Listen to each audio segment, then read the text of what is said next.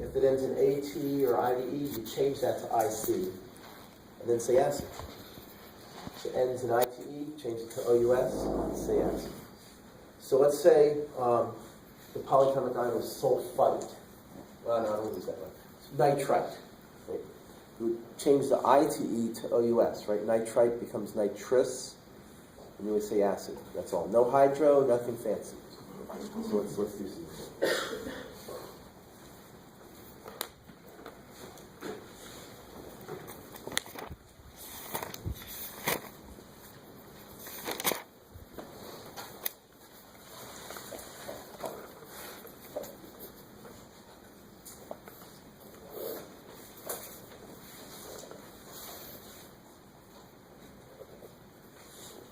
So when you come across this formula, and you want to say the name, and I won't write the AQ all the time, but it'll be understood for us for now. But this, you see that it starts with hydrogen. That tells you that it's an acid, right? And you see that there's more than two elements. There's three: hydrogen, chromium, and oxygen. So it's a ternary acid. So the first thing you're going to do is you're going to figure out what the polyatomic ion is. Well, you know the hydrogen's not part of it because that's the acid one, right? So it must be the rest, right? So Cr2O7. You guys know the name and the charge on this polyatomic ion?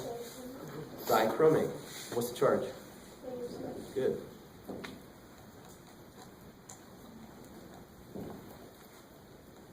So, and again, the way you know this is because you have that table of polyatomic ions, table 5.10, page 161 or whatever it was.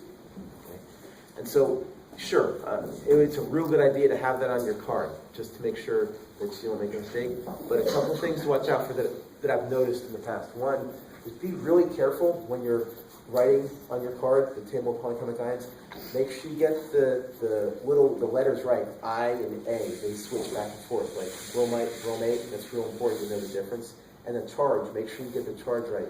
I've had people get questions wrong on the test because on their card they had the wrong charge on the polyatomic ion. Okay? You don't want to do that. Make sure you're real careful when you're writing your card. The other thing is, you have to be familiar with these because it's going to take you forever if you have to look in your card and looks for chromium and oxygen and go through that, right? So you should recognize Cr2O7. You might have to, okay, what's the name of that again? Go look that up real quickly. Okay. Once you do that, okay, to say the name of this acid, all we do is take the name of the polyatomic ion, change its ending. ATE becomes IC. So we say dichromic. Say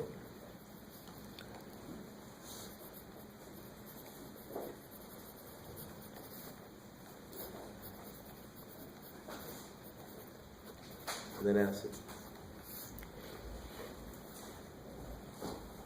Okay. Let's see. Going the other way.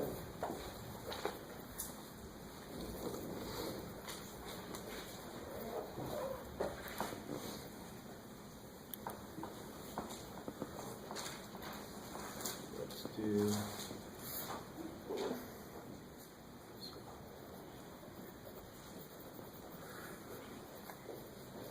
So when you see this name and you want to figure out the formula, well, you see the word acid, right? So you know it's an acid. It doesn't start with hydro, so you know it's not a binary acid. That means it has to be a ternary acid, right? So that means that the ending, which is IC, must have come from what? ATE, which is nitrate. So you change it back, it's nitrate. Then again, you know, or you look in your table, nitrate is NO3 with a negative 1. Okay, it's an acid. That means the negative charges are balanced out by hydrogen ions, H pluses. There's one negative, there's one hydrogen. And so the formula would be HNO3. You see how that works? A couple of them, it's once you see it, you'll recognize it. But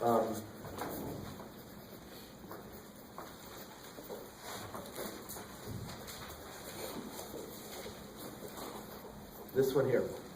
So it's an acid, ternary. So the polyatomic ion. What do you think it is?